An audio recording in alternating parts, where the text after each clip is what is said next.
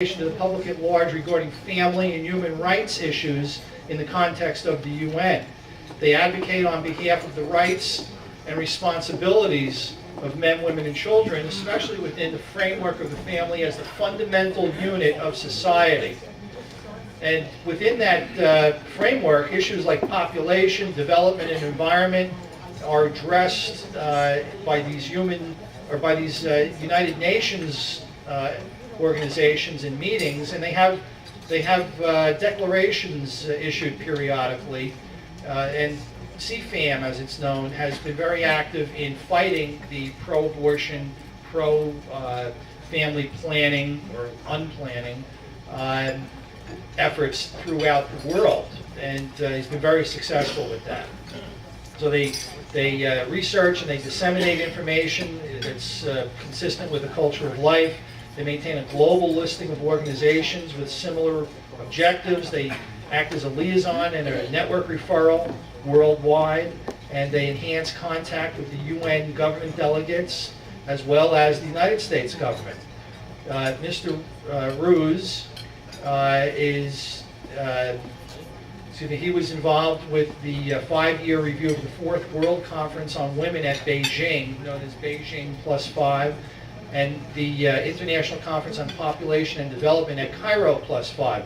Those were two important UN events where there was a serious attempt by the pro-abortion ideology people to establish abortion as a human right throughout the world, and that was fought back with a lot of help with the Vatican as well as CFAM and Austin Ruse.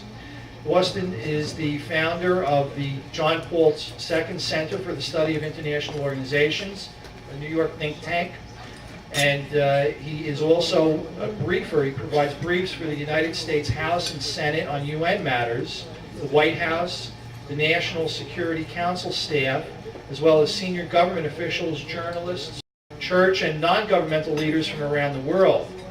Mr. Ruse appears frequently on television and radio discussing these UN matters, and he's a commentator regularly on foreign affairs for our wonderful EWTN. He publishes frequently. He's been in the Washington Times, the National Review, the National Catholic Register, and travels and lectures widely around the world, Canada, Latin America, Far East, and Europe. We have a real world-class speaker today. He was in business for 12 years before founding CFAM, with sales and management positions with Fortune, Forbes, Financial World, Atlantic Monthly. He was also involved in the publication of a newspaper in Manhattan owned by the president of the World Bank, James Wolfenson.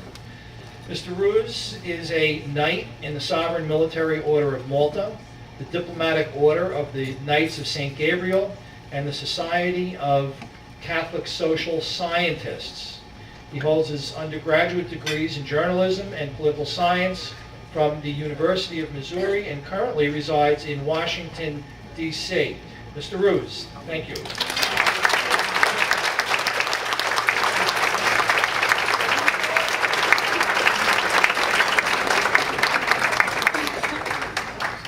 And the big news is that I just got married. Hey!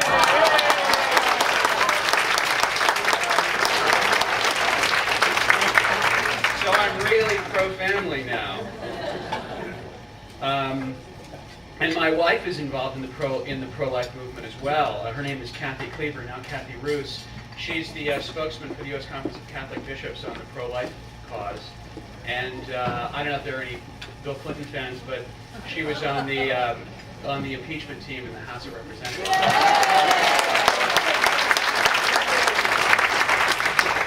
And I just got back from a month honeymoon just a few days ago. We spent a month in Italy. Can you imagine?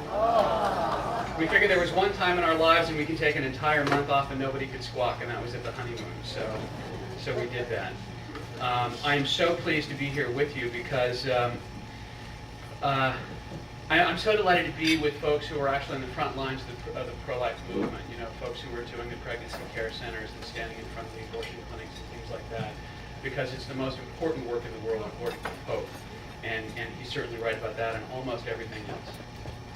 You know, coming over here with Anne we drove past, I guess, your local abortion clinic, and there was this lovely lady out there, basically, I think there were 3 people out there, and 2 death escorts, as they call them, and she was wearing her Feminists for Life t-shirt and carrying her thing. I think she's supposed to be here, but she's doing that. I hung my head out the window and gave her an attaboy.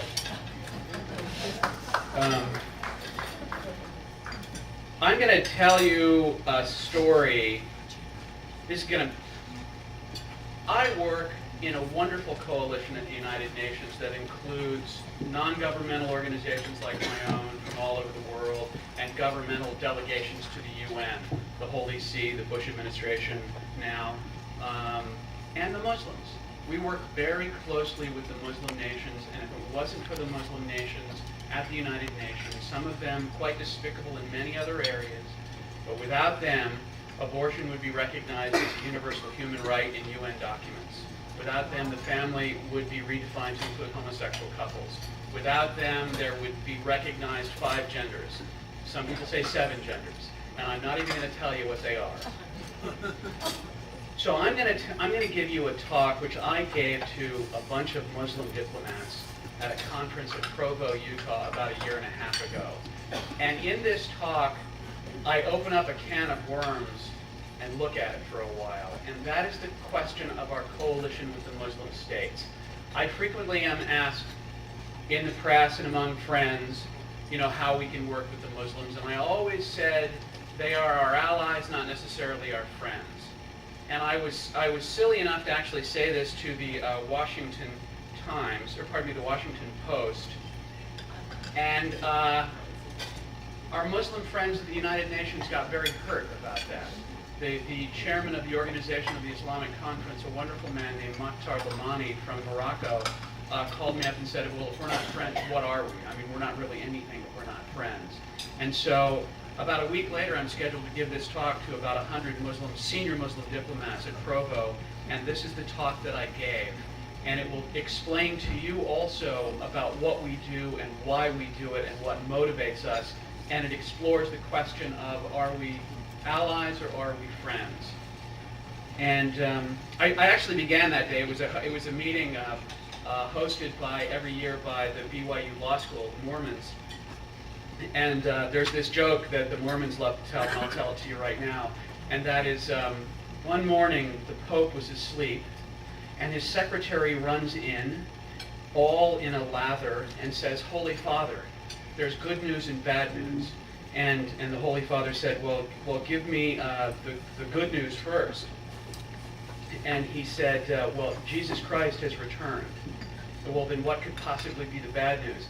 He's calling from Salt Lake City.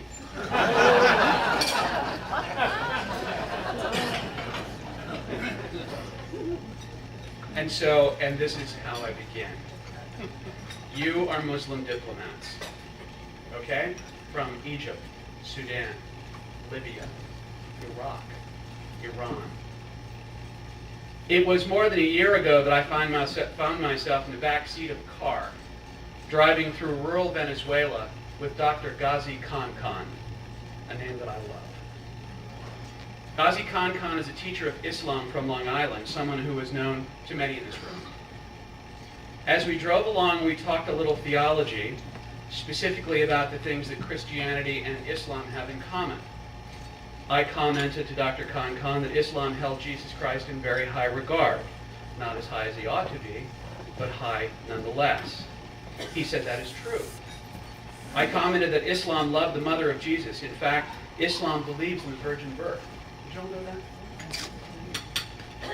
He said that is also true. And I commented to him that it was my understanding that Islam taught it would be Jesus who returns at the end of time, and not Muhammad. And he said that is true. And I wondered to Dr. Khan why Jesus would come back if not to judge all men. And Dr. Khan raised a bony finger across the back seat, and he said, to tell the Christians they were wrong. I want to work with Ghazi Khan. In fact, if there were a title to this talk, it would be All the Reasons I Want to Work with Ghazi Khan. And chief among these reasons is that Ghazi Khan is a true believer. That is the only kind of believer that I have time for in my work, for I too am a true believer. And then I said this to this room of Muslim diplomats. First, my profession of faith. I am a believing and practicing Catholic. I am loyal to the Holy Father and to the teaching authority of the Catholic Church in all things. I believe that God himself appeared on this earth, and on a soft spring day, 1,969 years ago, he was crucified, and in that selfless act redeemed me from my sins, opened heaven, and gave me the possibility of seeing the face of God when I die. I believe that he founded the Catholic Church, and that it alone offers the only sure way to salvation. The Catholic Church teaches that all men are saved through Jesus Christ, and that his church has the sole authority to maintain the truth, the sacraments, and sacred scripture.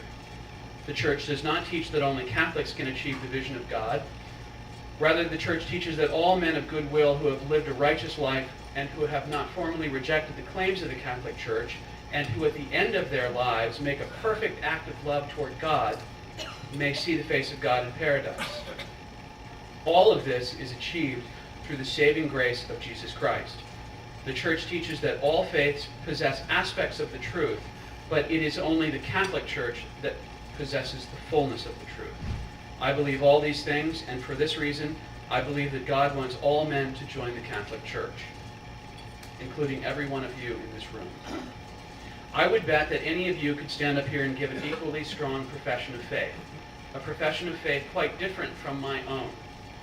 And in it would be an implicit and even explicit rejection of what I believe.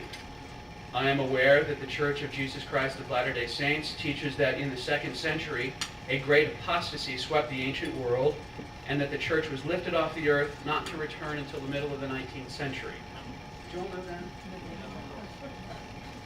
This would require a rejection of nearly all that I believe. I am aware that Islam teaches that Jesus Christ was not God, but a prophet, though the second highest. For this reason, I am aware that Muslims believe that I am polytheistic. Failing your conversion to the Catholic Church, I would have it no other way. I want to work with men of strong faith, even men who most vehemently reject what I believe.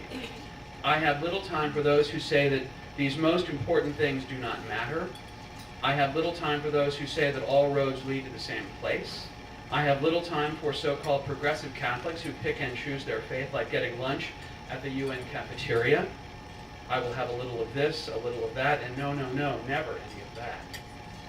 Neither do I have much time for those liberal Protestants who say that our strong faiths, though different, are divisive. I do not know for sure, but I suspect that at least a few among the Latter-day Saints are a little squishy on their theology. And I have seen some calling themselves Muslims, saying what seem to me to be the most heterodox things at UN meetings. And so I say, as for me, give me Ghazi Khan Khan. Since the Second Vatican Council, the Catholic Church has placed great value in ecumenical and interreligious dialogue. One need only watch John Paul II reach out to all faiths as he travels around the globe. But the Church recognizes that true dialogue of this sort must begin with those of strong faith and proceed along paths of common interest. And the common interest of true believers, our common interest, is clear. We have joined because three sacred sovereignties are under attack: the sovereignty of faith, the sovereignty of family, and the sovereignty of nation. Our enemies seek to destroy these institutions, which are our only teachers and protectors. Each of us is born with a part of the natural law, but only a part.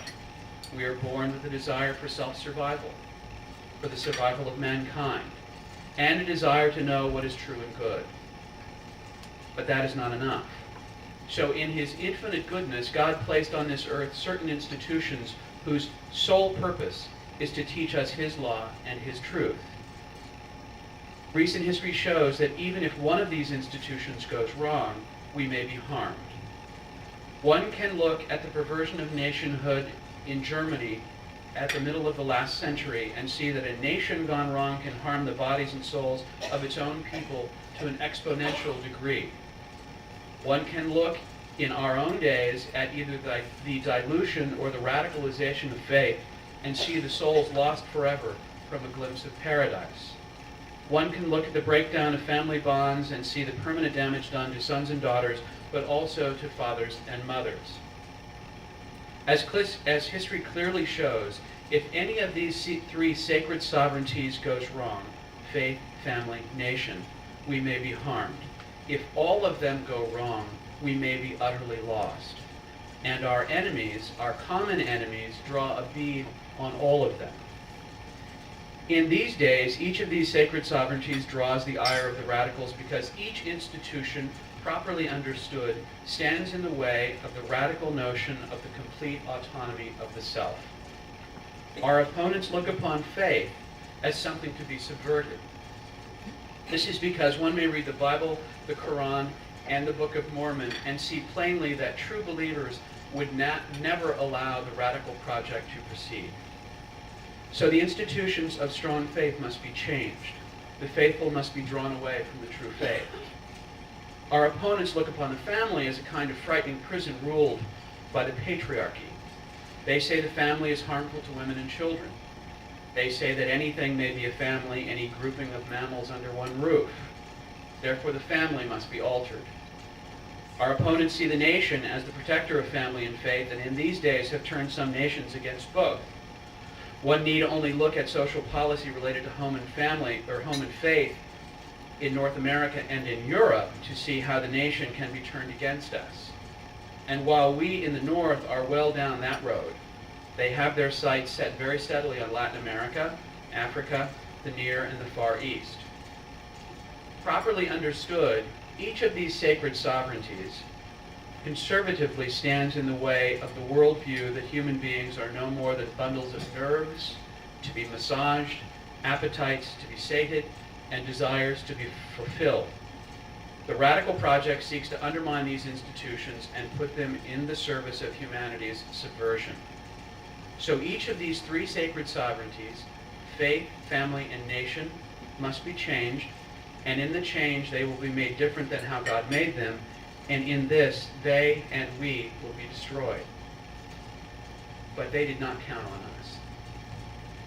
Our coalition was joined prior to the Cairo Conference in 1994 precisely because of the fear that the Western states, some within the UN system, sought to change or otherwise harm these institutions, most especially the family, but also the faith, and most certainly the nation. John Paul II made a call for men of goodwill, men of all faiths, to go to Cairo and there to fight what he calls the culture of death. The Holy See made strenuous efforts to bring non-governmental and governmental actors into alliance. Our coalition was born that day. The international news media was certainly alarmed at that time by what they deemed then and still call the unholy alliance between Christians and Muslims, between the Holy See and Islamic states. And they have a reason to be upset. Our opponents sought to make abortion a universally recognized human right. And they lost because we stopped them. They sought to redefine the family to include homosexual couples, and they lost because we stopped them. They sought to expand the definition of gender, and they lost because we stopped them. We are a potent coalition that not only angers, but also frightens the other side. At the so-called World Peace Summit at the United Nations 3 years ago, the most common theme was a condemnation of Christianity and Islam. The most common denunciation against us was our desire to share our faith with others and thereby to gain adherence. At Cairo Plus 5, UNFPA Executive Director Nafis Sadiq privately castigated Muslim ambassadors for working too closely with Christian non-governmental organizations. In a research paper released after Beijing Plus 5, the UN Office of the Presbyterian Church noted with great alarm that Christians and Muslims were working in tandem. The paper said we should be fighting theologically among ourselves. The New York Times, the London Times, and dozens of liberal newspapers around the world regularly denounce our coalition. About a year ago, the Washington Post ran an article about our alliance, and in it sought to divide us. Attacks on our coalition come not just from the other side, but also from those who should be our friends. Christians in our coalition regularly receive hate mail from other Christians for working too closely with Muslims. I suspect that our Muslim allies come under attack from their ranks for working so closely with us. Evangelicals in our group are severely criticized for working with Latter-day Saints, and an evangelical in our coalition cannot even tell his pastor at home that he works so closely with Catholics, and he has certainly never told them he has met the Pope on more than one occasion. But he's this close to converting. And the criticism has grown larger and taken on a political dimension since September 11th. A far-right Christian group launched an attack upon us when the World Congress of Families was held a year ago in Washington, D.C., because it's a meeting of Christians and Muslims and Mormons. They called us traitors to our country. Unfair and vicious attacks were launched against all of us in this coalition, and my friend, the kind and generous Ambassador Mokhtar Lamani, was besmirched by these groups by name. I have a joke with my LDS friends, my Mormon friends, that after we defeat the radicals, then we can fight. Of course, that is only a silly joke among friends, for it will take a long time to defeat the radicals, I have no doubt even longer than our lives. And when we do defeat them, it is not ordained that we fight among ourselves. It is not written anywhere that this must ever happen. It may occur, but it is not ordained. And the way this is avoided is by what we do now, the common work that we undertake in these days. I want all of you to be Catholics, and so does God, Muslim diplomats. And if any of you are interested, I would be eager to help. Even if you do not join the Catholic Church, what is ordained is that we be not enemies or even allies. What is ordained is that we be friends. The purpose of our common work is to defeat the ideology that threatens us all. But the purpose is larger than that. The purpose also is the growth of love among us and across the whole world. My friend Tom Farr says in his experience working in the Religious Freedom Office of the U.S. State Department that the best example of ecumenical and interreligious dialogue in the entire world exists here in this coalition. I suspect he is right, because in this coalition we start with strong faith. A faith strong enough to believe that the other guy is theologically wrong and maybe even damned, and that these theological differences are vitally important, but also a faith strong enough that we can lay aside our differences and defeat the evil that creeps in all around us. At the final Cairo +5 PrepCom, just before the last night's session commenced, I walked out on the floor of the conference room and spoke to the Sudanese ambassador. Sudan persecutes Christians. Tonight's session will go all night long, I said to him. We know it will turn brutal. Arrayed against you is the European Union, the United States, Canada, that was during the Clinton years, Canada, and much of Latin America, and the entire UN bureaucracy. When it gets really bad and they're coming at you from all sides, just know that at that moment, right over there, 20 Christians will be praying for you. And that night, that man was a tiger. At times, he literally pounded on his desk and shouted to be heard over the aggressive pounding gavel of the chairman and the pounding rhetoric of the European Union and the United States government. Vigorously did he defend the three sacred sovereignties. Vigorously did he support the natural family, national sovereignty, and at one time, he explicitly defended us, Christian NGOs that had come under direct attack from the European Union. What we know is this. In this fight, we cannot do without any one of us. We cannot spare even a single person. There are so few of us that God specifically called into this fight. So few that he has specifically called to defend his creation. Are we not blessed? Are we not the most blessed on the face of the earth? Yes.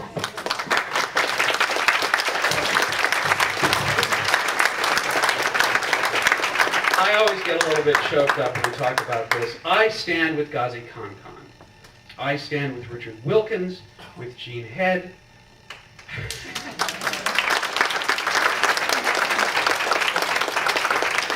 With Peter Smith, with Jeremy Rabkin, Muslim, Mormon, Evangelical, Catholic, and Jew. We can spare no one, and blessed be the name of God. Thank you.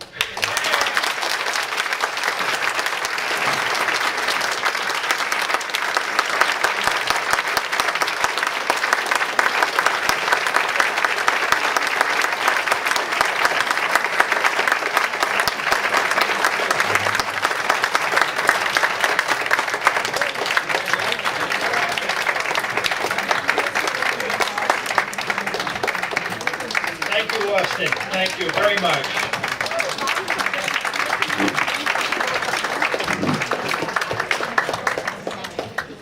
You know, we are so focused on the local scene in an organization like this.